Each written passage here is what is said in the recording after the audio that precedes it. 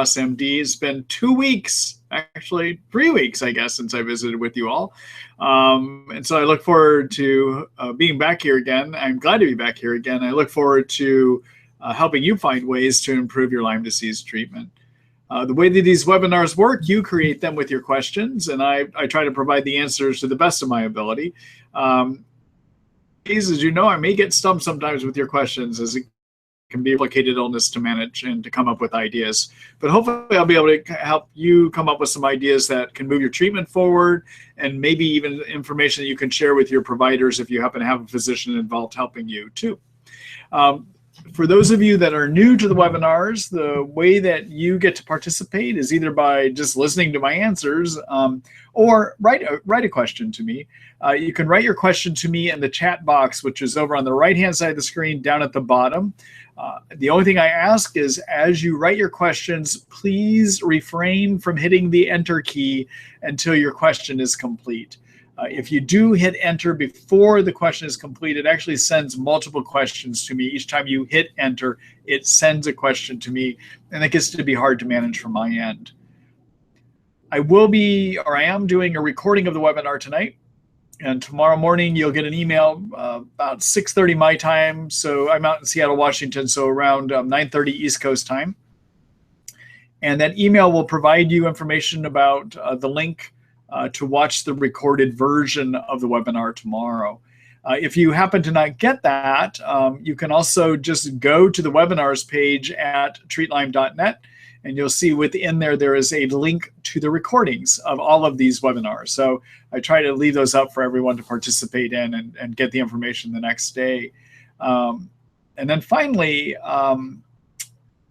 in terms of the way these webinars work, for those of you that are participating, I will post the questions on your screen. You'll be able to read them, see them as I'm engaging with them. And I will read each of the questions. So the reason I do that is that some people are going to be listening to recorded versions of this. And in the recorded versions of the webinar, unfortunately, the system does not post the question on the screens. It's only something that's really available to those that are participating here live, okay? So I've got it scheduled for about an hour and a half tonight. I will keep going in that hour and a half as long as I can. Sometimes I poop out, but I usually don't. So we'll take as many questions as we can. So without any further ado, I think we'll go ahead and get started here and take the first question. So this is from Brenda. Hi, Brenda. Let's see. Have you ever used GCMAF protocol for immune support? Also, have you heard of the Benjeri protocol or Results RNA Ultimate Lyme support? So yes, no, and no. I like that. So no to the Benjeri protocol, no to the Results RNA Lyme support. I'm just not familiar with either one of those, okay? In terms of GCMAF, let me talk about what that is. And part of the problem is it's difficult to get in this country at this time. So GCMAF, that MAF on MAF stands for macrophage activating factor. So what's a macrophage? Well, macrophages are a type of white blood cell that are involved in fighting cancer, in fighting virus infections, and may be involved or are involved probably in treating Lyme, but I wouldn't call them one of the major white blood cells that help fight Lyme. Now, one of the things that can happen is in cancer makes an enzyme that breaks off a sugar group found on the GCMAF. And when that sugar group gets broken off, the macrophage activating factor no longer works correctly, and it does not turn on macrophages to actually fight cancer. Viruses also can do the same thing. Viruses in their covering have the ability to make an enzyme that breaks off the GCMAF. It's called nagalase, okay? And when you break off the sugar group on the GCMAF, again, it doesn't work correctly. It doesn't turn on white blood cells. So there is a way to see if you are having problems with viruses or cancer creating nagalase that deactivate your macrophages, and that's to measure a nagalase level. And there is a lab that does that here in the States called Health Diagnostics. They're out of New Jersey. I like to order nagalase levels to help me figure out if somebody that I'm treating might have chronic virus infections contributing to the problems that they have with their chronic Lyme disease. Now, having said that, what I will let you know is there's different ways to look for chronic virus infections. You can measure a nagalase, and if it's elevated and if the person's history says no cancer, then probably the nagalase is coming from active virus infections. Another thing you can do to look for chronic active virus infections is measure antibody levels against the viruses we know that can cause problems. So those are something called human herpes virus type 6, another virus called parvovirus, one called Epstein-Barr virus, which is the monovirus, and another one called cytomegalovirus. Okay, now the problem is, though, these are viruses that are common even in healthy people. In fact, if I were to pull 100 healthy people off the street, I would find 10 of them that probably have evidence of antibodies, immune system reaction against these viruses. So they're kind of common infections, and just having an elevated antibody level does not prove you have too many viruses in you, all right? So for that reason, I prefer to use nagalase levels. And if it's elevated, that suggests to me I've got active virus infections adding to the problems in Lyme disease, all right? All right, so what do you do if you have that? Well, one thing you can do is to give GCMAF. And you can give GCMAF as either injections in the skin or in the muscle, or you can breathe in GCMAF. Now, GCMAF is considered to be experimental, and it's manufactured out of Europe, and it's very difficult to get it here in the States. The FDA and stopping shipments at the border. In addition, it has become quite controversial as there's been some issues with an autism doctor that was using this to treat autism, and he wound up committing suicide a number of years, earlier this year, and over some of his the problems or concerns people were having with him using GCMAF. So many of us are not using GCMAF anymore. In fact, I have markedly curtailed using it, and I'm not regularly using it at all these days. What I like to do, though, is if a nagalase level does come back elevated, the way that I like to pursue treating viruses is to use various herbal approaches, okay? So I'm not going to go into that right now, but you can read more about my herbal approaches for viruses in the Treat Lyme book. And also you can read more about GCMAF there, okay? So let me, I'm going to do a quick screen share to show that to you where you can go to find that.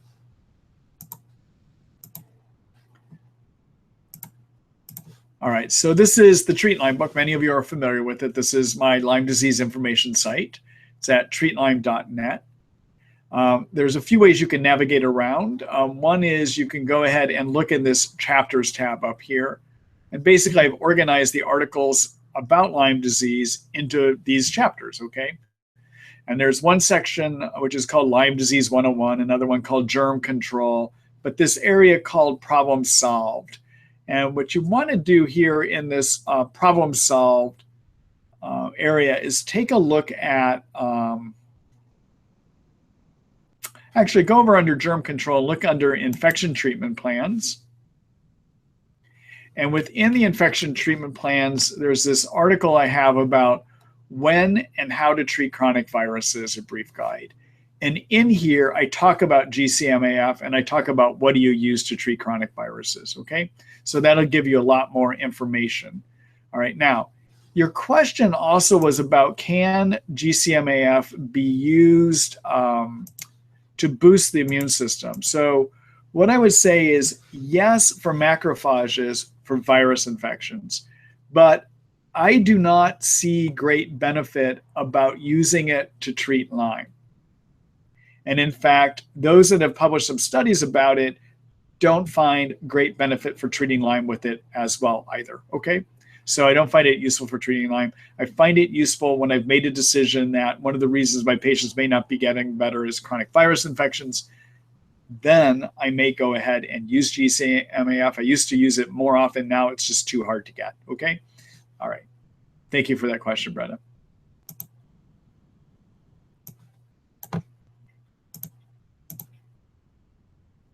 Hello, Vinny. Let's see. I have burning mouth for the past 5 months. I also have had positive Epstein-Barr virus titers, which indicate a reactivation of the virus. Can these be related, and would you treat the EBV? If so, how would you treat either one or both? All right, so this seems to be my virus infection night. It seems to run that way sometimes. Some of these webinars, there'll be a theme of questions that comes up, all right? So burning mouth, a common cause of burning mouth is actually yeast infection in the mouth. And I would make sure that your doctors have treated for yeast infection first before you do anything else. And they should even treat for the possibility of yeast, even if they don't see any white lesions in your mouth, because sometimes the way that yeast will give burning mouth is kind of a redness or rawness to your mouth. And so I would treat for yeast. And if you're looking for ways to treat for yeast, take a look at the yeast chapter in the Treat Lyme book, where I give you ideas on how you treat yeast. Okay, there's a variety of herbal ways, there's some prescription ways, but I give you all that information in the Treat Lyme book. I'll show you how to find that article here in a minute. All right.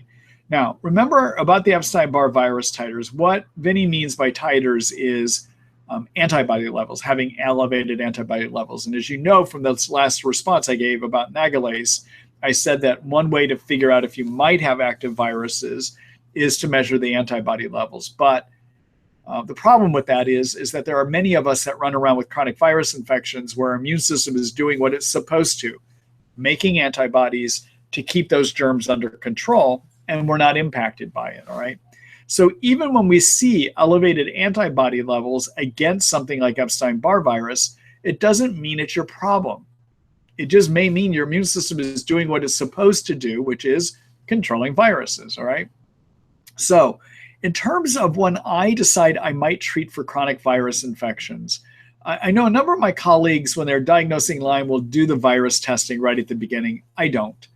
I wait about 9 months or so into treatments. And if I've got somebody that I'm doing all the standard things I do for Lyme and they're not getting better, then I start looking for other possibilities that are holding them back.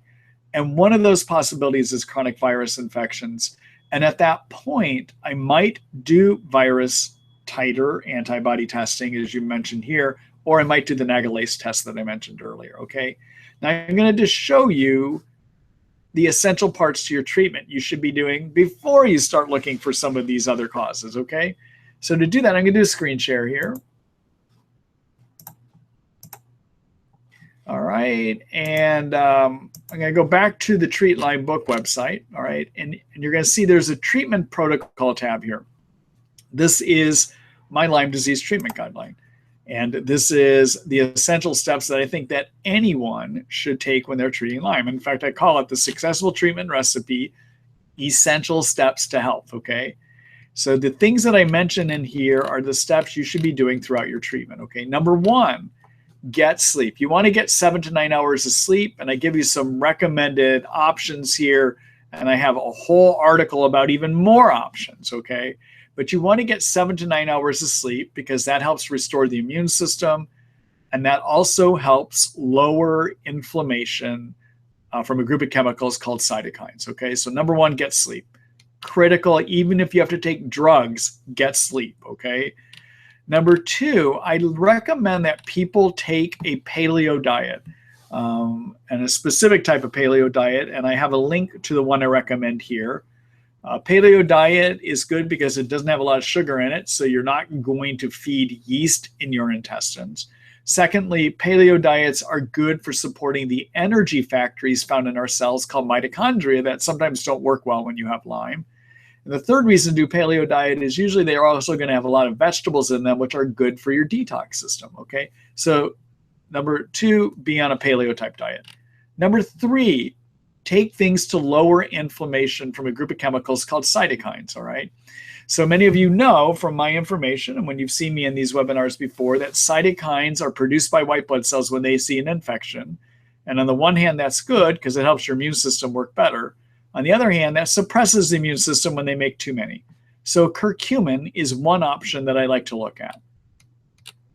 That's a supplement. Number four, make sure you're correcting any hormonal or that you're taking something to deal with stress, which I like the herb ashwagandha. Number five, correct any adrenal problems and thyroid problems, and I tell you how to do that here. Number 6, be on a good multivitamin. Number 7, see if you have too many yeast in your intestines. And if you do, treat them, because too many yeast in the intestines lead to inflammation in the intestines, which causes inflammation of the immune system within the intestines. And 60 to 70% of your immune system is in your intestines, all right? So you want to get yeast out. Number 8, treat your Lyme infection. I tell you how to do that. Number 9, make sure you're doing some good things for detox, and I give you some brief ideas here. Number 10, treat your co-infection, Bartonella babesia. Exercise. All right, now part 13, this is where I'm going to, all right? These are the things to do at 6 months and beyond if your treatment is not working, if these essential steps up above are not working, okay? So the thing is about Lyme disease, there's many things that add up to give you the mess. You don't have to fix every one of them. The first 12 steps of my treatment guidelines are the essential steps. If you address those first 12 steps first, you may not need to correct all the other problems that can happen that influence Lyme disease, okay? But part 13 lists out all those other problems that you might want to look at if you're not getting better, all right? So for instance, there's detoxification issues you might want to deal with. You might want to deal with treatments of slime layers that cover your germs called biofilms. You might want to start looking for chronic virus infections. You might want to fix your energy factories called mitochondria. You might want to relook at whether you have co-infection problems. You might want to try something called low-dose naltrexone, which helps turn down chronic inflammation in the body. Deal with something called low-dose immunotherapy. And finally, don't ever forget to relook at yeast and look at yeast often, because by being on antibiotics, it's easy to get too many yeast in the intestines and they can cause problems, okay? All right, so those are just some thoughts that I have for you. So make sure that whoever you're working with, make sure that you still are including all of those essential properties of a basic treatment, the successful treatment recipe in your treatment, okay? And I only go looking for viruses down the road if everything else isn't working, okay? And viruses are one of a number of things, as you can tell, that I'll look at if a person isn't getting better, all right? All right, thank you for that question, Vinny.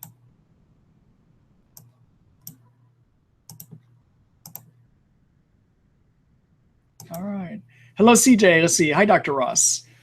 Considering confidentiality, what is the worst case of Lyme co-infections that you have treated? What was the outcome? Oh, boy. There's a lot of bad cases and there are a lot of good cases that I treat, all right? Because of my working on the web, the internet like this, and also because of my success, I tend to attract a lot of people that have seen other doctors that haven't gotten better, all right? And so I usually am able, as you can tell with all these things I work with, I'm often able to find a way through the mess. But the sickest person that I've ever seen, there's a few. One example would be a person that moved here to see me because they were so sick that pain medicines couldn't control any of their pain. They couldn't think, and they had 0 out of 10 energy. And they had been moved into a hospice program. Okay, they were that sick. They moved here because Washington State has a law whereby I can do physician-assisted suicide. And not that I had that in mind that I was going to do it, but they wanted to know they could go to a place that if they did not get better, given the severity of the pain that she was in, that they had the option. And we worked together and actually got her about 70% better. We've had some recent setbacks, but I think we'll get those figured out. I pretty much know where we're going to be going here soon. But she went from basically dying, okay, being literally on death's doorstep in hospice, to being 70% better. And that's from Lyme co-infections. And she also had some issues of mold toxicity. Anyhow, that would be an example. So yeah, I've seen people on death's doorstep actually, and have been able to get them significantly better. In her case, about 70% better. I still think we're going to be able to get her even better than that. When we treat Lyme disease, as you know, I mean, the odds, there's an article I have about the odds of getting better, but here's what the odds are. On average, to recover from Lyme is 2 years. With treatment, 90% of people can get help, 10% do not. The improvements that anyone has can range up to 100%. That means some people may get 50% better. Some people may get 70% better. And that's even dealing with all those ideas that I have, okay? It can be quite a complex illness, all right? In my experience, the people that have the hardest times are people that also are ones that, on top of their Lyme and co-infections, also have mold toxicity issues. That combination is just a really complex situation and can be more difficult to navigate through, but people can navigate through it, okay? All right. So if you're looking for another example of one of the sickest people I've seen, it's a woman who is on the internet. Her name is, and I'm not violating confidentiality, take a look at, Google the name Krista Vanderham. That's Vanderham, and Krista Vanderham and her husband have a website. If you're do that name, Vanderham and Toxins, or Vanderham and Cholestyramine, you'll probably find her site. She's somebody that had Lyme and co-infections and mold toxicity, that was just severely ill and is now running 100%. And you can find her story on the internet as well too. All right. So, and I'm not violating confidentiality. I have full rights that she's given me to let people know how to find her information. Okay. So the answer is yes, you can recover from this thing. Okay. Now I'm going to do a quick screen share here. And I want to just show you something you can take a look at. All right. So in the Treat Lyme book, again, the easiest way probably to navigate through here is to look at the chapters tab. And there is a chapter I have here under the Lyme Disease 101 called Recovery Time and Odds. Okay, and this is where I talk about all those odds I just gave you. I've written down here in this article. It's called Getting Healthy, Will I, When, How Do I? Okay, there's also in this chapter one about Lyme and pregnancy. What about, will your baby get it? What can you do to prevent that? That's this article right here. Okay. I also mentioned earlier that there's a whole chapter on yeast.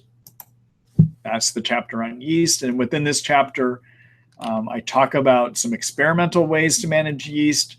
I talk about how do you figure out if you have too many yeast in your intestine. And then there's a whole article about how do you wind up treating yeast as well too.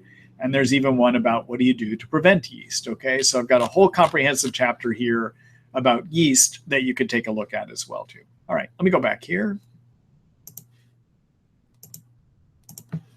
So basically, the one thing I want to let you know about the Treat Lyme book is there's some parts that I need to update. Then you go back and review and update. And I had kind of stepped away from doing some active writing here over the last few months due to some other issues going on in my life. But I plan on getting back to it here and updating some of the articles. But that book is still very current, okay? And what you'll find in there, if you either look in the search tab or look in the chapters, there probably is something I've written about anything you might have a question about Lyme disease. Most things are in there. And so rather than necessarily waiting for the webinars, you could go ahead and take a look and see if you can find the answers to some of those questions. All right. All right. Thank you for that question too.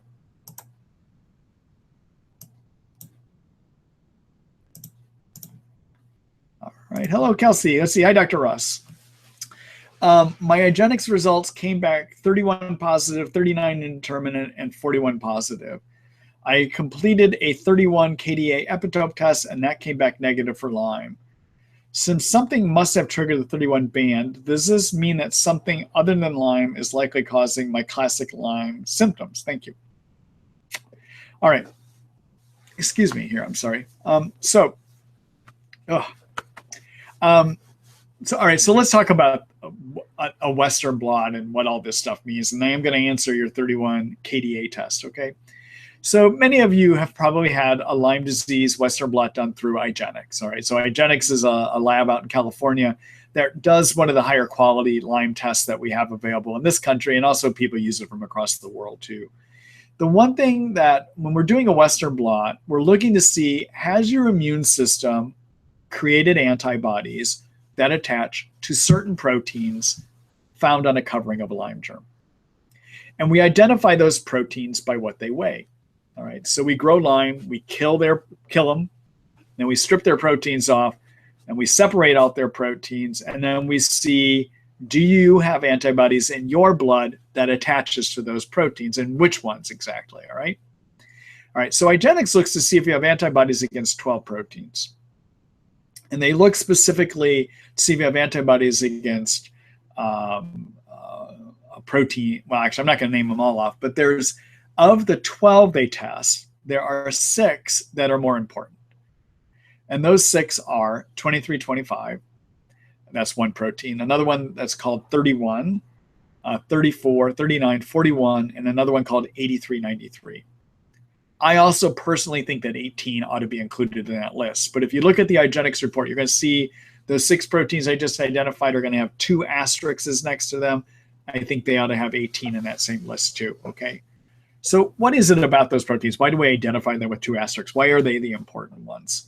Right? So the reason they're the important ones is we want to make sure that when you have an antibody stuck on a Lyme protein, that there's a good chance it was actually made against Lyme. All right. And the problem is that sometimes when we have chronic virus infections in us, it is possible the antibodies we make against them attach to our Lyme proteins. But the chances of that happening are actually rarer at the 6 double stars, including protein 31. Now, IGeneX has a test where they can look at antibodies stuck on 31, meaning the positive 31 you have there, and determine, is it really a Lyme antibody? And in this case, it wasn't. In this case, your 31 epitope test, which is the test to see, is that antibody stuck on your 31 on your Western blot really a Lyme antibody? Yours came back negative, okay? So that means your Western blot is actually negative for Lyme. But that doesn't mean you don't have Lyme. It just means your Western blot was negative for Lyme. So in terms of answering your question, in terms of deciding if somebody has Lyme disease, there's 4 things that I look at. One is, what's the risk of getting it, okay? And so the highest risk would be a known tick bite in New Jersey, where 95% of ticks are known to carry Lyme. That's high risk, all right? But hunters can have it, and you don't even need to remember tick bite to get Lyme. But I would wonder is there a risk that you can get Lyme? Right. Number 2, I consider is, what do your symptoms look like? Are they the kind of symptoms that fit with Lyme? Number 3, what are your physical exam findings? And number 4, do you have supportive testing? All right. Now, you can have a diagnosis of Lyme and still have negative testing. So to answer your question, could you still have Lyme? Yeah, it just may mean you have Lyme with a negative Western blot. It doesn't mean that you have totally excluded Lyme yet, all right? There are some other indirect ways to test for Lyme sometimes too. And sometimes you just got to look at what the symptoms tell us, all right? All right, now, could there be another problem like a chronic virus infection causing chronic fatigue? The answer is yes, but with this information that I have here, I don't know. So the other test you might want to do to see if you have chronic viruses that are part of your problem. Remember I said tonight's going to be a theme. It looks like virus infection night. I would consider doing antibody testing for Epstein-Barr virus, cytomegalovirus, human herpes virus type 6, and something called parvovirus B19. And I would get that nagalase test that I talked about earlier tonight. And then in addition, if you still want, I'd be glad to help you look at this idea. Do you still have Lyme? I just need a lot more information that I would need to do in a dialogue with you, all right? So let me just show you an option that you could have, and anyone can have, actually, if they want to. I'm going to do a screen share here again. All right, so I'm going to go back to the Treat Lyme book. Okay, so we're at the Treat Lyme book. Now, many of you know that the core part of the Treat Lyme book is the treatment protocol and is all of the articles that I've written about Lyme disease in these chapters, okay? But then we also I have an online consult service that I do, all right? So take a look at this whole page, and you have to read all the way below the form here for how it works, all right? But I have a way of visiting with you online through Skype where I can help you look at whatever questions you have and come up with some solutions. If they require prescriptions, I can't prescribe without first examining you, but I can write a note that you can take to your doctor and see if they'll implement some of my ideas, okay? So anyhow, take a look at this. This is one way that I might be able to give you a little bit more information, or anyone participating in the webinar series tonight. All right. All right, let me go back here. I'm trying to go back here. There we are. All right, here I am back again. All right, so Kelsey, thank you for that question. Oh, let me say one more thing, Kelsey, about your question too. And this is for anyone listening in. So, and this fits with one of the themes many of you may know that I have, which is when you have Lyme disease, what you really have is a syndrome of too many cytokines. All right, so what are cytokines? So cytokines are are made by white blood cells. They're made when a white blood cell sees a toxin, or they're made by white blood cells when they see yeast, or they're made by white blood cells when they see viruses or they see bacteria. They're made to help get rid of those things, all right? And cytokines are good and bad. On the good side, cytokines cause more white blood cells to be made. They draw the white blood cells to where the infection is, and they help the white blood cells work better. That's all great. The trouble is often in mold toxicity issues, or in Lyme, or in chronic viruses, the immune system doesn't do a good job, but it tries harder and harder. And in trying harder and harder, it can actually make too many cytokines. And too many cytokines disturb your sleep, make it so you can't think, give you fatigue, give you body pain, make it so your hormonal systems don't work, all right? I could go down the list of what we call Lyme disease symptoms, and the list of what we call chronic virus symptoms, and the list of what we call mold toxicity symptoms. They're all excess cytokine symptoms, okay?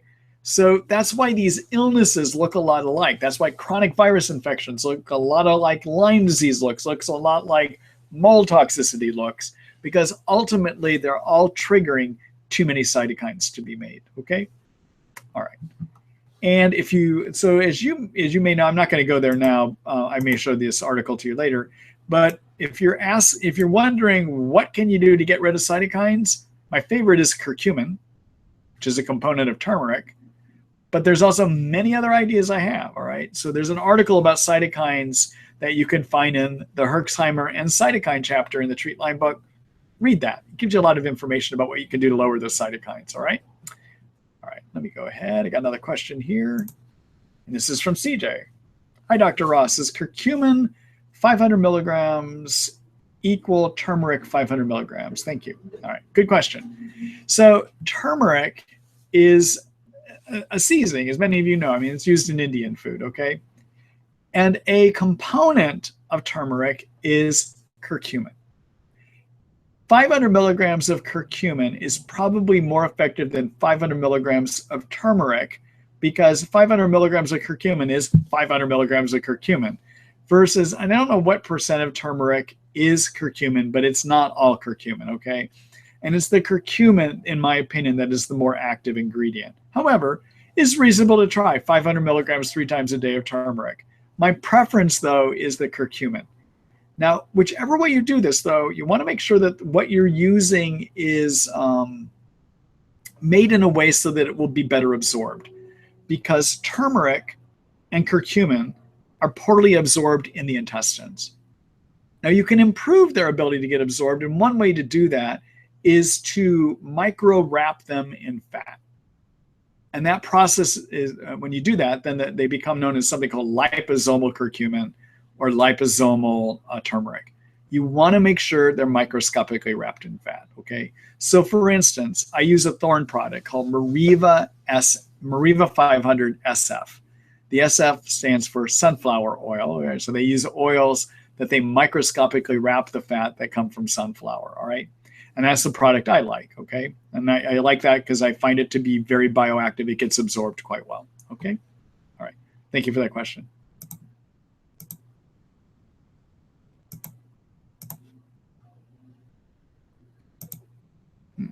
Hold on here a minute, everyone. All right, there we go. All right. Hello, Benny. Let's see. Thank you, Dr. Ross, for the webinar. You're welcome. Let's see. What are your thoughts on the use of Rocephin IV for chronic Lyme that doesn't respond to oral antibiotics and herbs, multiple and varied over several years? Okay. So, Benny, as you know, as I showed you earlier tonight in my treatment guideline, there's part 13 was, what do you do when things aren't working, all right? The big thing is make sure there isn't something else that's really causing the problems or adding to it. So the first thing I'd have you take a look at is that step 13. Make sure that all those other ideas were also considered. I've also taken that step 13. I have a whole chapter that's about that. Let me go back here. I got to do a quick screen share so I can show you what I'm talking about here. Okay, so back in the Treat Lyme book again. Okay, look under the chapters. There's a chapter about what to do when you can't get better. It's under germ control and more. It's called Can't Get Better, Do This. All right, and in this chapter, you're going to find all the articles that I've written about what are the things to do when treatment isn't working. Okay, so deal with biofilms, for instance, fix your mitochondria, make sure you deal with chronic viruses if they're there, look at possibly using LDI, etc. Okay, I talk about all of these different things. So I'll just throw that out that you may want to consider these things. Okay, now back to more on your question though. Could one of the reasons be that you're not getting better be that maybe the oral antibiotics didn't work? Yeah, it's possible. So when you look at what I see in my practice is that oral antibiotic regimens will work effectively about 85 to 90% of the time, versus IV antibiotic regimens will work effectively about 90 to 95% of the time. So there is a 5% more chance that they may work. All right. Now, when I look at people that I get from other doctors and they're asking me, put me on IV antibiotics. First thing I'm looking to see with their antibiotics is to make sure that their oral regimen was an effective one to begin with. Okay. And so what that involves doing is making sure, did they get their Bartonella treated if it was there? Did they get their Babesia treated if it was there? Okay. So keep in mind, if your doctors aren't treating co-infections and they're there, your Lyme isn't going to get better. All right. Co-infections block the ability for your Lyme treatment to work. All right. And the big problem that a lot of my colleagues make is they rely on their testing for Bartonella and Babesia. And as many of you know, if you've taken a look at my Treat Lyme book or from participating on these webinars, is that you cannot rely on testing for Bartonella and Babesia. All right. So you could still have Bartonella or you could still have Babesia negative testing. All right, so you have to make a decision about whether you have Bartonella based on the symptoms. And you have to make your decision about whether you have Babesia based on the symptoms. All right, and why is that? Well, for Bartonella, we have good testing that can find Bartonella for 2 strains. And that's even if you use some of the DNA testing for Bartonella as well too. And I'm blanking on the name of Galaxy Labs. Galaxy is probably one of the better BART tests, but they only test for 2 strains, okay? And so we estimate 30 strains of Bartonella. So you can still have Bartonella negative testing, all right? Babesia, we estimate 15 to 20 strains, and we can test for maybe 2 or 3 strains. That's it. So if you have a lot of symptoms of Babesia, treat for Babesia, all right? And you need to treat an adequate length of time. So Babesia, you need to treat for at least 5 months. And Bartonella, you need to treat for at least 4 to 6 months, okay? So when somebody comes to see me and they have failed antibiotics, the first thing I'm looking at is, well, what were they on? And did they adequately treat all of the major co-infections correctly? Because if you don't, you're not going to get your Lyme taken care of, okay? Second thing I look at with their Lyme germ treatment is, were they on regimens that treated all 3 forms of the germ at the same time? All right. So many of you know this, but Lyme exists in 3 states in you. Lyme lives as a spirochete. That's the corkscrew-looking thing that many of you have seen on the internet before. Lyme gets inside of your cells and lives there, and that's called intracellular Lyme, or it's called L-form Lyme. And then Lyme can live in microscopic cyst forms. And to treat all 3 forms means you're going to have to take at least 2 different things. That could be 2 herbs, or it could be an herb in a prescription, or it can be 2 prescription antibiotics, all right? And if your doctors did not treat all 3 forms of your Lyme germ at the same time, the reason you may not have gotten better isn't because you weren't on IV antibiotics, it's because they didn't treat all 3 forms of the Lyme germ at the same time. The problem is when you treat Lyme only 1 or 2 forms, don't go after the 3rd form. Those forms you're treating, some of the members will convert over to that other form. So if you're on Biaxin, which is clarithromycin, or you're on doxycycline, those are great for treating spirochete Lyme and intracellular Lyme, but they don't do anything for cyst Lyme. You need to be on something to treat cyst Lyme. What treats cyst Lyme? Grapefruit seed extract. That's good. That's an herb that does a great job. Tinidazole, which is also called Tindamax, rifampin can, metronidazole can, which is called Flagyl. Those are some ideas that you can look at.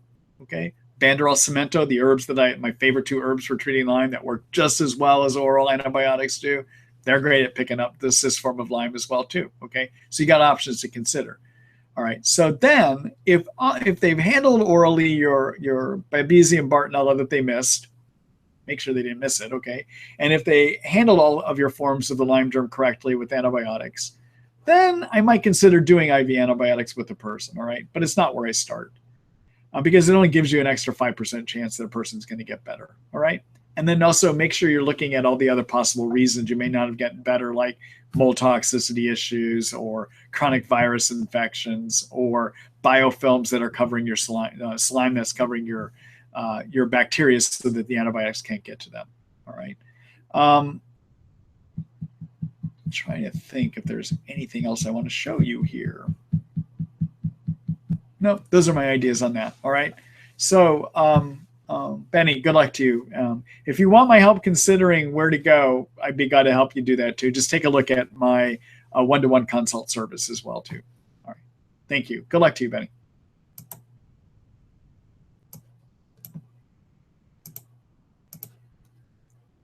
Oh, I know what I wanted to show you. All right. How do you figure out if you have a Bartonella or Babesia? All right. So again, as I said, don't rely on testing. In fact, I rarely do the testing. It's that unreliable. I make a decision of whether I'm going to treat those infections based on the clinical symptoms. All right. So take a look at the chapters. Look for the how to diagnose.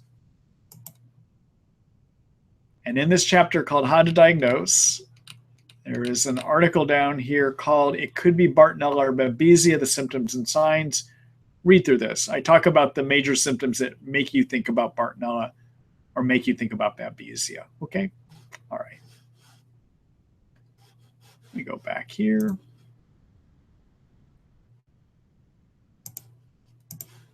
All right. Thank you for that question. All right. Hold on here a minute, everyone. Okay, let's see here. Hello, Pat. Let's see. My nails are lifting up from my nail beds. The whites of my nails extend into the pink areas about 3 or 4 times as far as I usually would, mainly on my pinky and right fingers. What might this be and what would you do about it? So I would consider it could be due to a zinc deficiency. Zinc is what supports your nails and the nail beds. The other thing it could be is yeast underneath your fingernails or fungus under your fingernails. And the only way I could help figure that out would be to look visually, or you should have another doctor take a look at it. But probably the most likely cause for this is a zinc deficiency. And what you want to do with your zinc is do a 20 milligram to 50 milligram pill 1 time a day and see what happens, see if things start getting better within a month or 2 months, okay? It can take a little bit of time, but zinc supports your connective tissue, the tissue that holds things in your nails, okay? So I would take a look at zinc to see if that might help you. All right, thank you for that question, Pat. Good luck with that. Hello, Eric, let's see. Do you find gabapentin and lamictal to repair or help repair nerves or myelin sheath? Do you find them helpful? Okay. So, gabapentin and lamictal are not going to repair. They're going to treat symptoms. So gabapentin is an anti-seizure medicine, for instance, that can help with nerve pain. Sometimes I use for sleep, but it's not going to fix. Lamictal is another anti-seizure medicine, actually, that sometimes we use to help with anxiety. Sometimes it can be used to help with depression. Sometimes it can also be used for nerve pain too, but it's not going to fix, okay? So if you have nerve injury, what you want to do, there's 4 things that I have people consider to fix, all right? Number 1, And when you have nerve injury, also, that by its very nature, it means that you also have injury to the energy factories found in every one of our cells called mitochondria. So mitochondria is on the inside of nerve cells, inside of your liver cells, inside of every cell in our body. By some estimates, there are 300 to 400 mitochondria per cell. And the covering of the mitochondria can get injured when you have chronic infection. And if that mitochondria membrane gets injured, it's a layer of fat actually. If it gets injured, then you don't have adequate uptake of sugar and fat to the inside of the mitochondria to be burned into cell fuel, nor do you have adequate happening or a process of the chemical reactions that convert fat and sugar into cell fuel. Cell fuel is something called ATP. Those chemical reactions that convert sugar and fat into cell fuel require enzymes. And those enzymes need, or a lot of chemical reactions, I should say, I'm sorry. And they all require electrons, okay? And those electrons have to be donated from a healthy covering. So if your covering is damaged, you're not going to have adequate electron donation. Therefore, you're going to have sluggish energy generation, right? Now, the same fats that make up your mitochondria membrane make up your nerve cell membranes, right? They're almost similar. There's very similar fats. So the things you do to repair your mitochondria nerve membrane will repair your nerve cell membrane, all right? And so the main two fats are something called phosphatidylcholine and something called phosphatidylserine. They are found in a supplement product I like to use called NT Factor. NT Factor is a mix of these fats, encapsulated in a way that they get absorbed. All right, so that can fix the mitochondria membrane and fix your nerve cell covering. All right, so you would use NT Factor, 2 pills 3 times a day, and then you do that for 2 months, and then you cut it down to 1 pill 3 times a day for 4 months. There's been a study looking at this product called NT Factor, and it shows that by 2 months of using NT Factor, you have average energy improvements of 40%, and you have better thinking. They did not study neuropathy though, okay? But at least on those 2 counts, you get benefit, all right? In addition to using NT Factor, I'd like to build up glutathione, which is the reparative, restores everything antioxidant found in your nerve cells and also in mitochondria. And the way you can do that is to take something called N-acetylcysteine, which is the building block. And you would do 500 milligrams 3 times a day. Also, I like to have people take coenzyme Q10. It's an antioxidant that's found in mitochondria, helps them work really well. 400 milligrams twice a day. I like a research nutritionalist product for that, okay? Now, big warning here. This is a big warning. Warning, okay?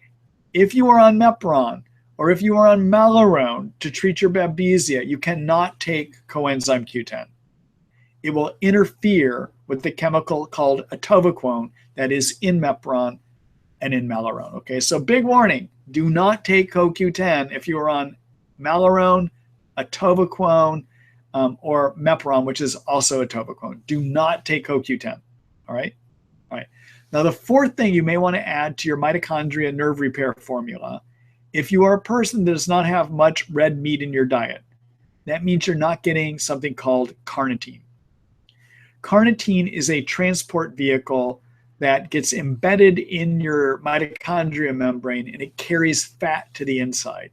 So if you are not a red meat eater, at least once, twice a week, you probably don't have enough carnitine in you, and you may need to supplement that. And for that, I like to use something called acetyl L-carnitine. Thorne makes a product called Carnitil for that. 500 milligrams 2 times a day for 1 month. Then you change it over to 1 time a day, okay? So all these things I just said about nerve repair, you can find in my nerve repair article. I'm just going to go ahead and show that to you real quick. So if you all are needing this information again before tomorrow morning when you get the recording here, you'll know where to find it. All right, so take a look up here in the chapters. And I would look in the brain and nerves. Right there, brain and nerves. And take a look at this one called neuropathy repair, heal that tingling, numbness, and pain. It includes all the information you're going to need also about mitochondria repair. Okay, all right. And that one I updated in May of this year. It's a very current. There's no need to update that any further. All right. All right. So I hope that gives you some good information. Let me go back here. Thank you for that question, Eric, and good luck.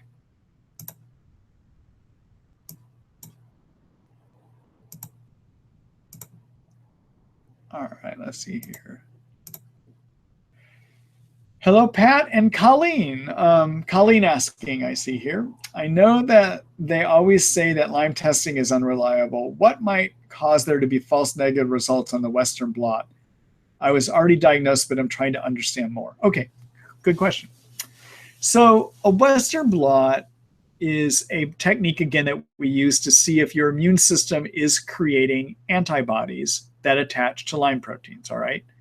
So antibodies basically are made by white blood, a certain type of white blood cell, a type of white blood cell called a B cell, all right? B cells make antibodies, and those antibodies are proteins, and they attach to a germ.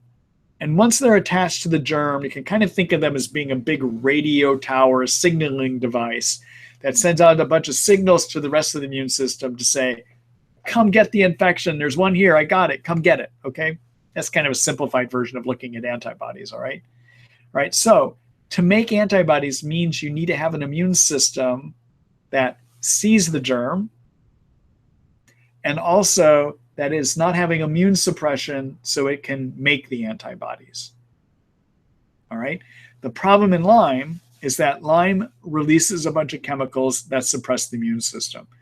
And in a really bad state, you just may have so much immune suppression going on, you cannot make the antibodies, all right? That's one reason you can have a false negative. Secondly, Lyme does not live in the bloodstream easily. In fact, Lyme works as a masterful germ that works to get out of the blood. Now, the reason that's an issue is that the immune system does best seeing things in the bloodstream. All right, so if Lyme doesn't live easily in the blood, the immune system may have a hard time seeing it. All right, so why does Lyme not live in the blood? Where does it go? Well, Lyme goes to tissues that don't have good blood flow. It lives in your scar tissue. It lives inside your joints. It lives on tendons, muscle coverings, on fibrous tissue, nerve coverings. All right, those are areas without good blood flow.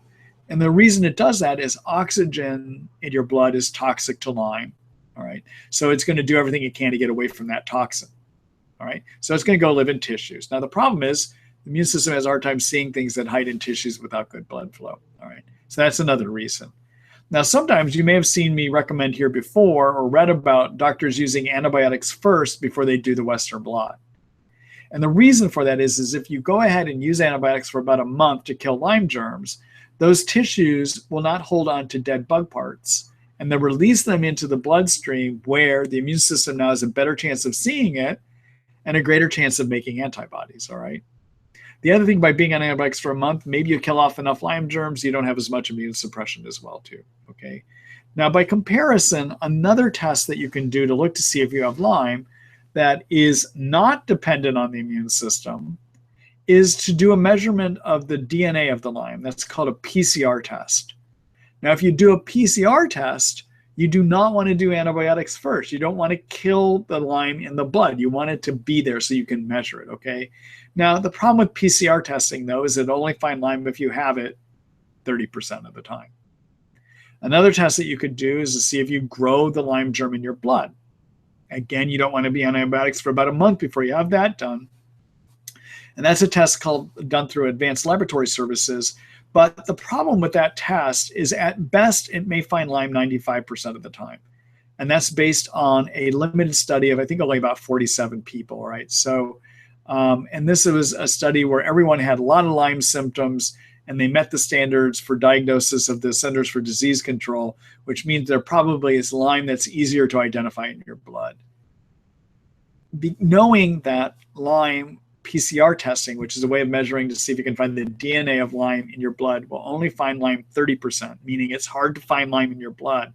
I have a hard time believing that this one study that showed that you can find Lyme 95% through a blood culture of the blood is accurate. Again, one way of finding Lyme in your blood, the DNA test only finds it 30%. It's hard for me to believe that a culture really will find it 95% of the time, even though the test said it would do it. But it was a test of only 47 people. Most of us out here in the real world don't think that that test in the real world really works to find Lyme 95% of the time. Okay. So anyhow, those are some things for you to think about. All right. Thank you for that question, Colleen. And whoever Pat is too. All right.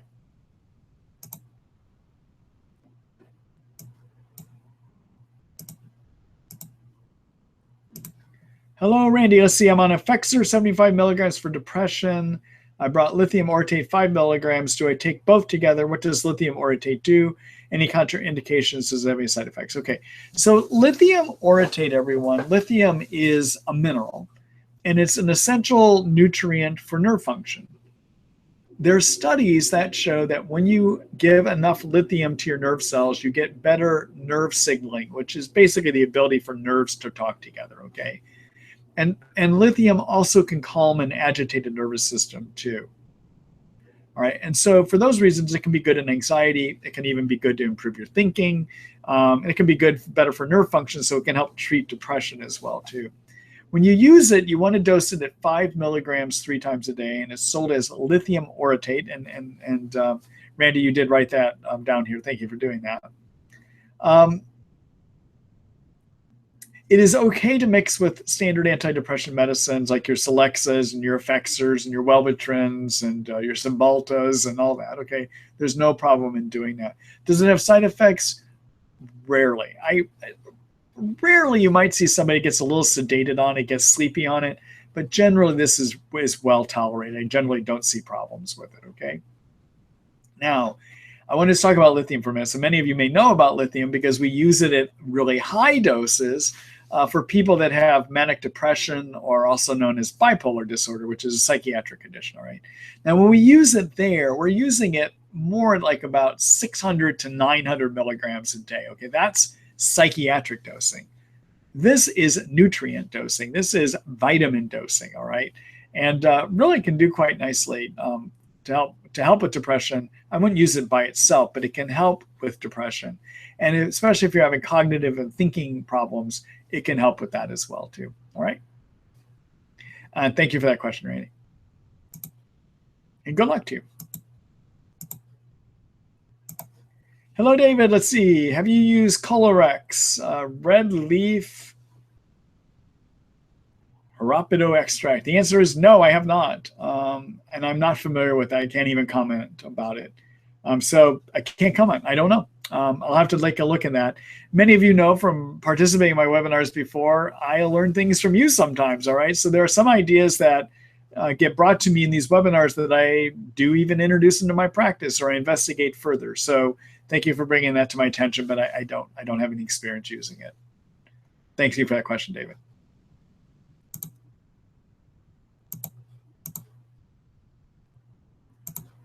Hello, Kelly. Let's see. Hi, Dr. Marty. Is it common to have low magnesium in Lyme? And if so, why is this? Does a certain type of magnesium correct this, and what amount? Very thankful for all your help.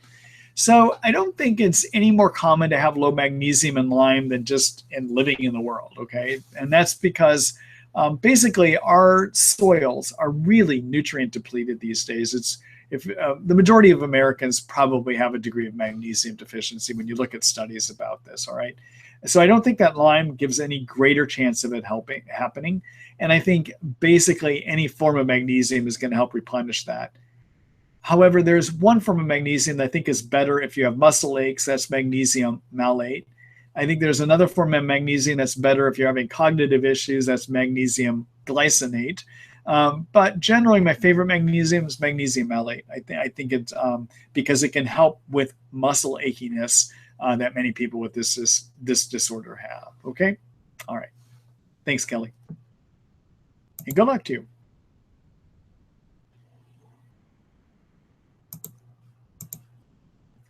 All right, everyone. It's time for my 7th inning stretch. Gonna have some water here in just a minute.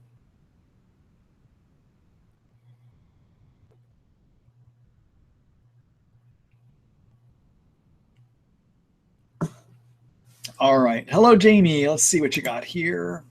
Let's see. Do you think it's necessary to have further MRIs if you have been Lyme showing over 40, if you have had Lyme showing over 40 brain lesions?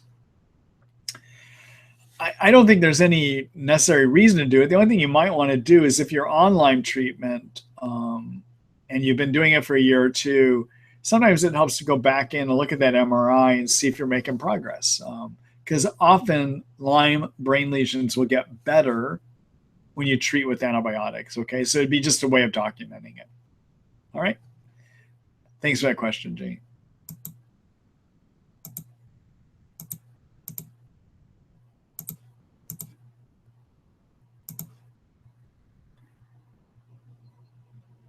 Oh, I think that is a duplicate, Benny. Thank you. I'll get rid of that question. Benny just asked a question you asked earlier, so let me get rid of that.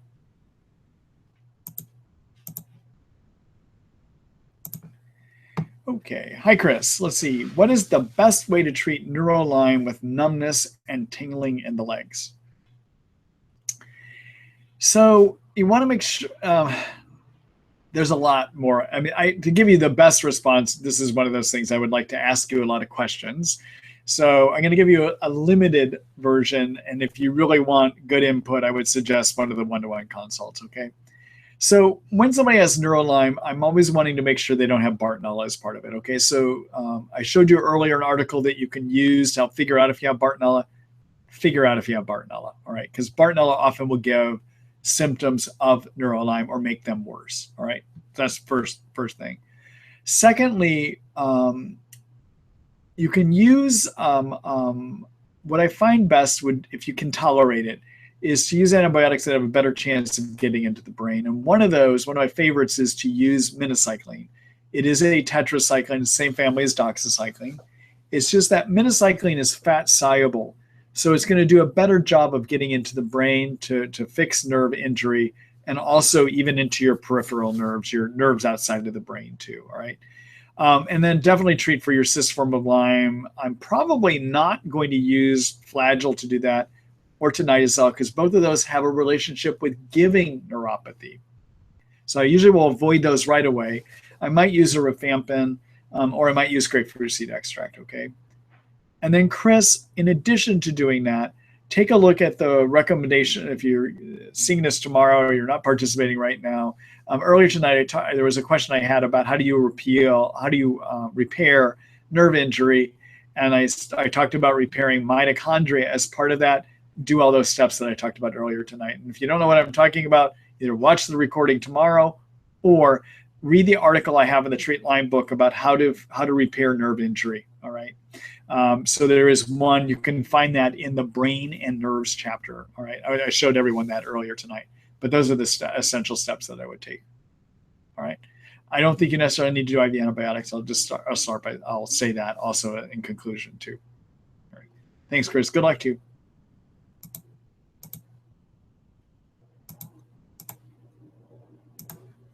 Hello, Casey. Let's see. When is it right to test for metals with Lyme? Early on or later? What is the current test for metals? All right. So I usually am not going to do heavy metal testing with somebody until we're about 9 months or so into treatment. If all the other things that I recommend in my successful treatment recipe, the first 13 steps or 12 steps, are not helping a person. In other words, do the essential work first. All right.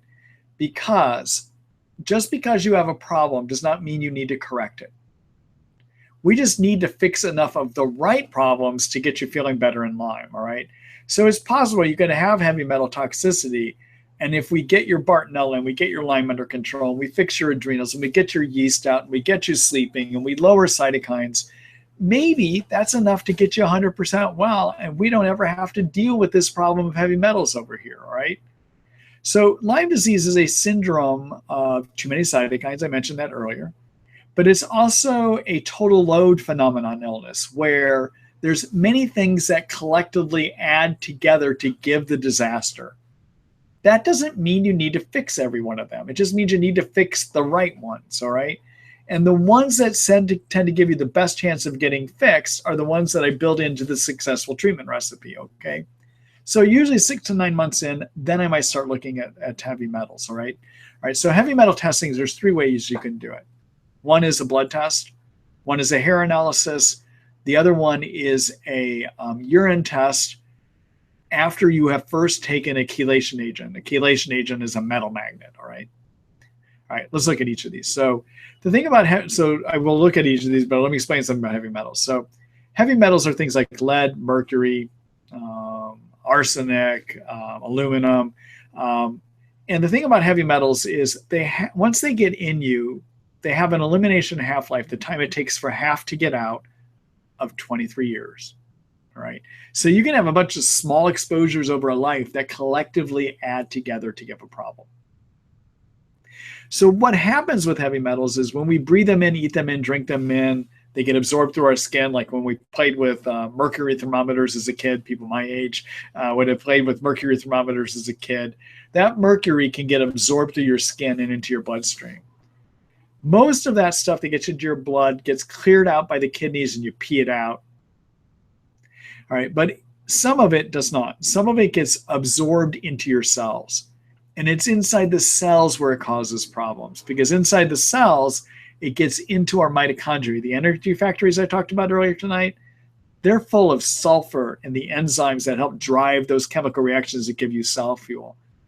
Heavy metals like to go to where sulfur is, and they attach to the sulfur in the enzymes or on the enzymes found in your mitochondria, making it so your mitochondria cannot generate energy. And so you have a lot of fatigue or you have nerve injury that happens from it, all right? So what we're interested in is what's in the cells. All right, now, if I do a blood test, I'm going to see maybe a little bit of the leak back from the cells into the bloodstream, but not much. Your blood test is better really at looking at what you've been exposed most acutely to from the environment around you. So that's not any good. That probably gives us an idea of what's going on over the last 24 hours. We could do a hair analysis. The hair analysis is going to let me know what you've been exposed to maybe over the last 3 months. So that's not good enough. I want to know what you've been exposed to over your lifetime. All right, so the way to do that is to draw out from the cells what's in there so we can get an idea. And the way you do that is you take a chelation agent, all right? So chelation agents would be things like DMSA, which you can take either orally or IV, EDTA, which you can do rectally or IV, something called DMPS. Those are the better chelating agents, all right? And so what you want to do is take a chelation agent and then over 6 hours collect urine. That's how I like to do it, all right? If you want to know more about how do you dose the agents, take a look at the article. There is one I have in the detoxification chapter. You can find the article on how do you test for heavy metals, all right? And I don't find much benefit in treating for heavy metals unless there is a marked elevation, like really, really high levels, not just a little high, but way high, okay? All right, now, there are times when I might test for heavy metals right away, right at the beginning. But 99% of the time, I'm not going to test for heavy metals until you're about 6 to 9 months into treatment. When might I test earlier? Well, I might test earlier if I got somebody that has done a lot of painting with lead-based paints, like artists, for instance, or people that do a lot of glass work, because glass can have lead in it, all right? Or I have a person that's from Alaska that uses fishing nets that have a lot of lead anchors on them, and they handle those lead anchors on a regular basis. So they might have breathed in that, all right? Or if I've got people from big industrial areas like the Rust Belt in the Midwest that used to have a lot of industry that would have smoke going up in the air that was rich in arsenic or lead, I might look early on if there's somebody that has a big risk factor for getting heavy metals, okay? But generally, it's something I'm going to look at 9 months down the road, 6-9 months down the road, okay? All right. Thanks for that question. Good luck. Right. Hello, RJ. Let's see. Hi, Dr. Ross. Thank you for the webinars. You're welcome. My doctor has me on G-cell and cyto drops for Lyme that has given me MS symptoms. I also follow your protocol with curcumin and other supplements. What are your thoughts? I've been treated for 2 years. So I don't know about the G-cell and the cyto drop. I don't even know what those products are. As you know, there's a lot of supplements out there. I'll have to look into those. What I would say, though, is you want to do mitochondrial repair and nerve cell membrane repair. And that's the same program I mentioned earlier for neuropathy repair, which is NT factor energy, be on CoQ10, And that is if you're not treating your babesia with Mepron or Malarone, okay? Be on N-acetylcysteine and consider being on carnitine. All right, so that's the program I mentioned earlier tonight. I'm not going to go through it again, but those are the things that I would look at doing, okay? All right, actually, let me, yeah, just take a look at that information later tonight. Okay, good luck to you. Oh, I know what I was going to do. I wanted to show everyone, I'm going to do a quick screen share here. So I know that if I don't do this now, I may get a lot of emails from you later. I want to show you where I have supplements because people ask, what's the best products? So this is my supplement site. It's Marty Ross MD supplements. And through here, you can find the supplements that I've chosen that I find. And the reason I chose various supplements, I choose brands here because I chose ones that have the greatest chance of having the most effective ingredients. In other words, these are companies that when I've looked at their data sheets and I've gathered information about them, I think they do a good job of finding the most active ingredients, okay? The second reason I chose companies that I have here and products here is I want to make sure that when I use products for people that they're not going to have artificial fillers in them that may hurt them. And the products that I have chosen here have the least chance of that happening. You will find lower cost supplement brands out there than what I offer here. But I would say they probably are using less active ingredients and they probably are using artificial fillers that may be harmful, okay? So if you're wondering when I talk about curcumin, what curcumin product do I recommend? Well, you can go up here to the search bar, type curcumin,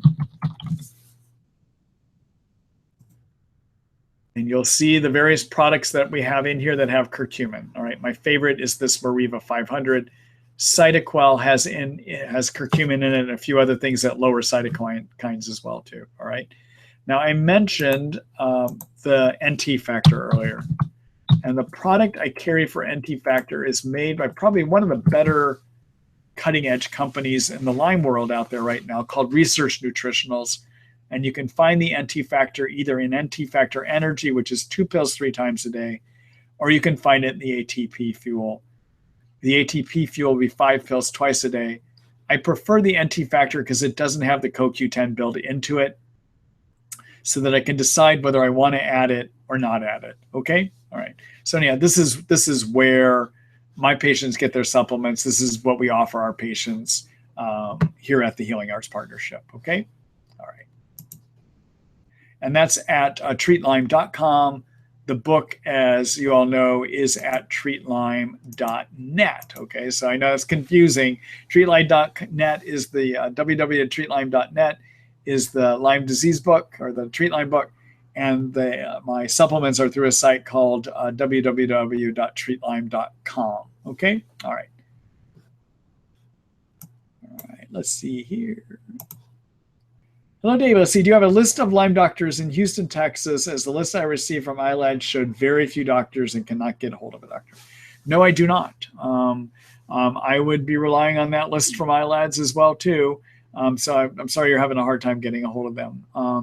I will tell people that, I treat people here from all over the country and all over the world.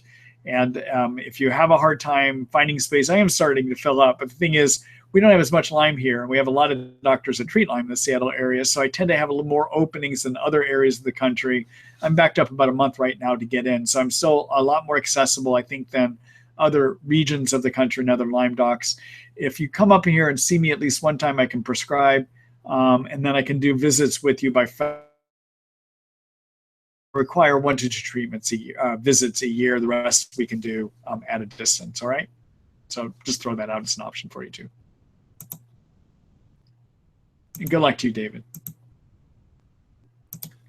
Hello, Peter. Let's see. In NT factor, is L-carnitine the main supplement? No. NT factor, the main component of NT factor is their proprietary formula of fats, of which there's phosphatidylcholine and phosphatidylserine in there.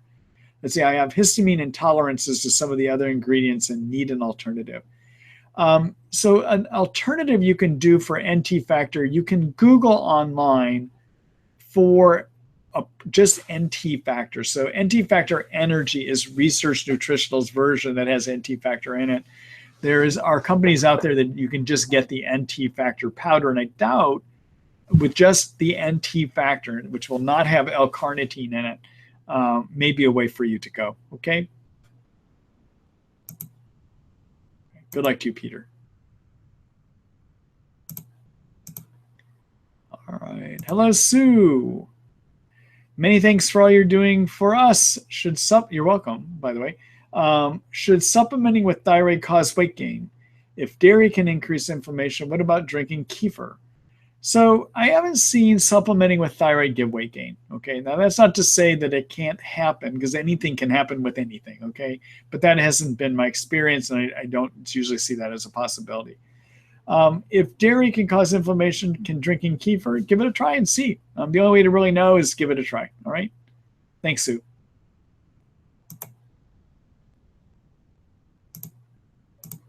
Let's see here. Get rid of that. Hello, Brenda. Let's see. Forgot to say thank you. Oh, you're welcome. Thank you very much for saying that. All right.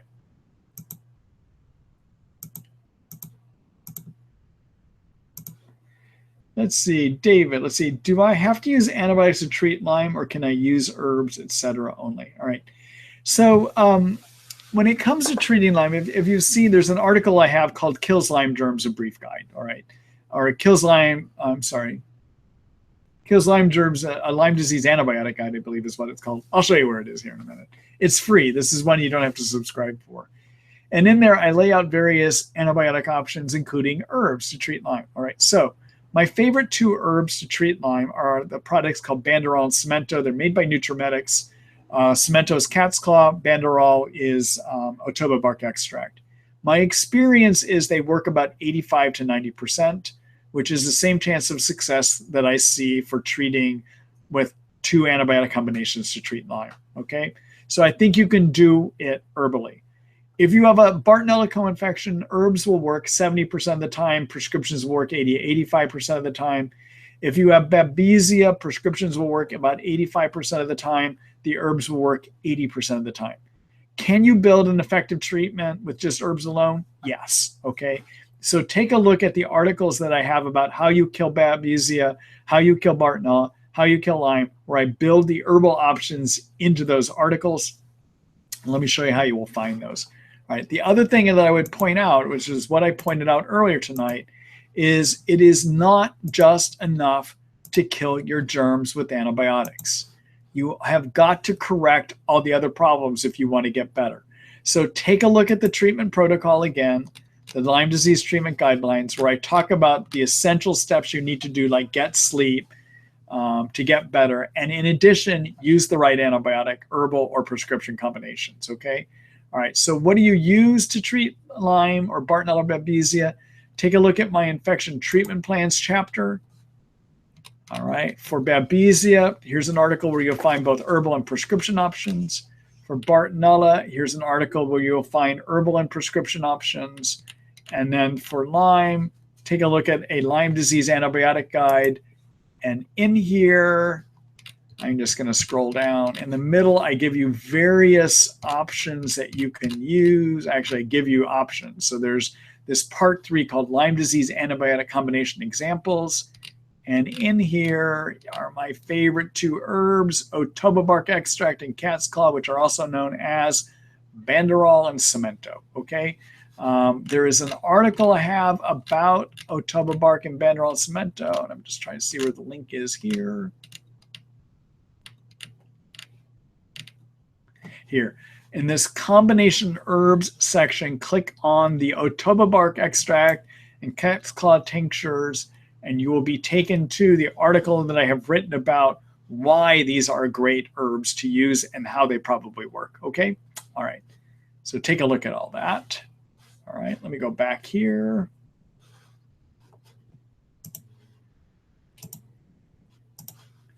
Okay. David, good luck to you.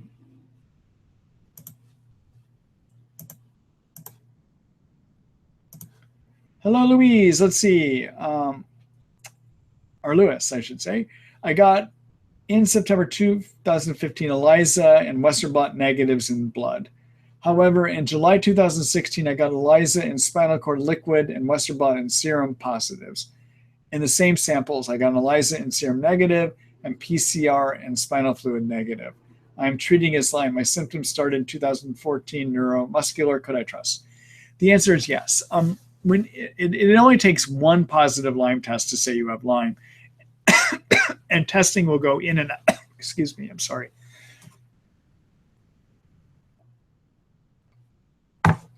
You'll only need one Lyme test to be positive.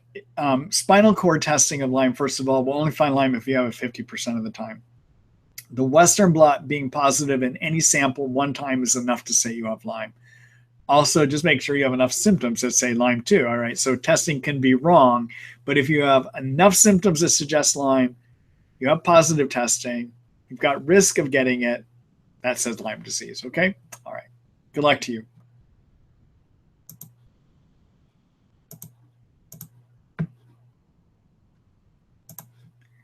Hello, Kelsey. What is your opinion on the DNA connections test? Is it accurate? My opinion is it's too early to know. I know they're claiming accuracy of 95%, but I don't know if that's going to be right in the real world or not. So I'm cautiously watching at this point. I still prefer the Western blot through IGeneX. I still think it is the most reliable test, and it's the one that we have the most experience working with, okay? All right. Thanks for that question.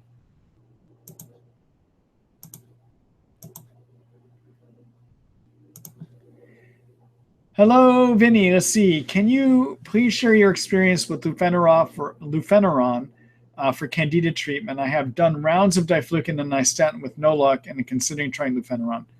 So first of all, Vinny, I have an article about lufeneron. All right. So if you want more information, I don't answer enough here in this in response right now. Take a look at my lufeneron article later. All right.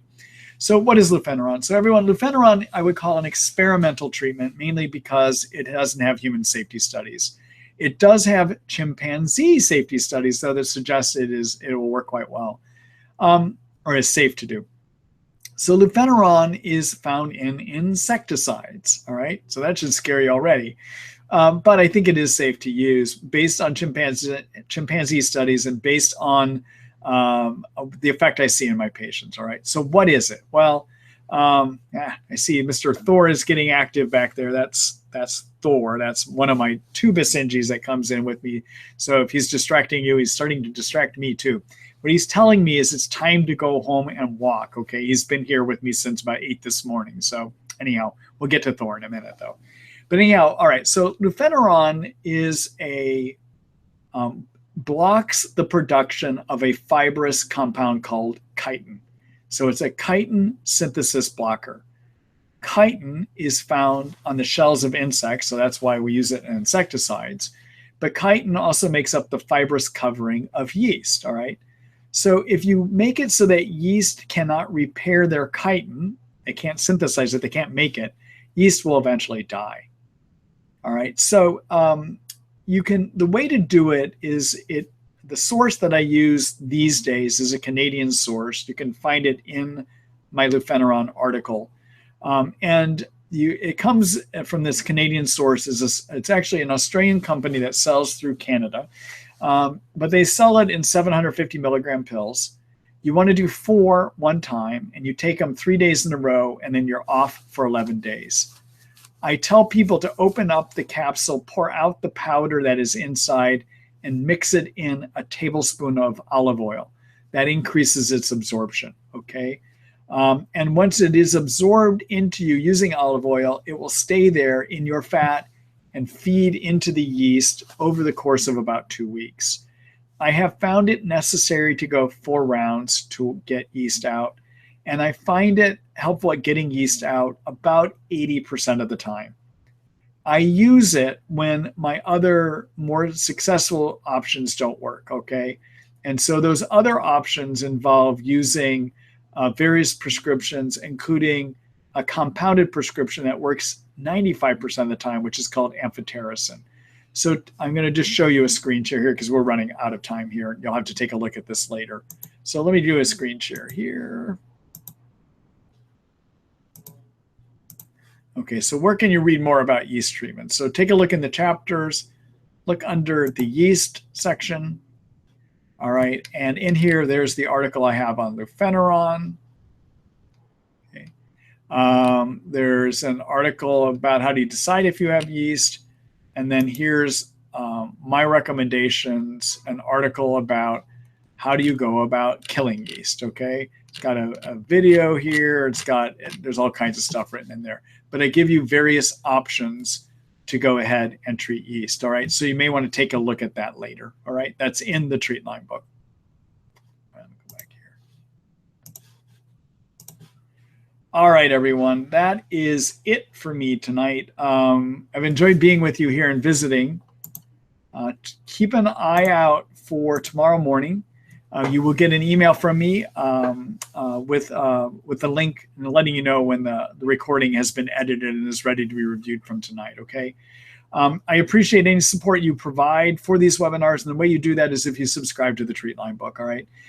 In a second here, I'm going to take you over to the Treat Lyme book website, and from there, there's two things you can do. Number one, sign up for next week's webinar if you haven't done that already, and you'll find that in the webinars tab, okay? Or go ahead and subscribe to the Treat Lyme book. And the way you can do that is click on any article you might want to read. And if there's only 4 articles that are free. So if it's one of the other articles, if you click on it and you are not subscribed, you're going to be asked to subscribe. And I'd appreciate if you do that. Though when you support the Treat Lyme book, you're supporting my efforts to get back to writing again, which I'm going to be doing again. And then also you support these webinars too. So thank you for all your support, everyone that has done that. And for those of you that have not, I encourage you to do so too. So thank you very much. So it's been good visiting with everyone tonight. You all had great questions, and I look forward to seeing you next week. All right. So I'm going to redirect you over to the Treat Lyme book at this point. Good night, everyone.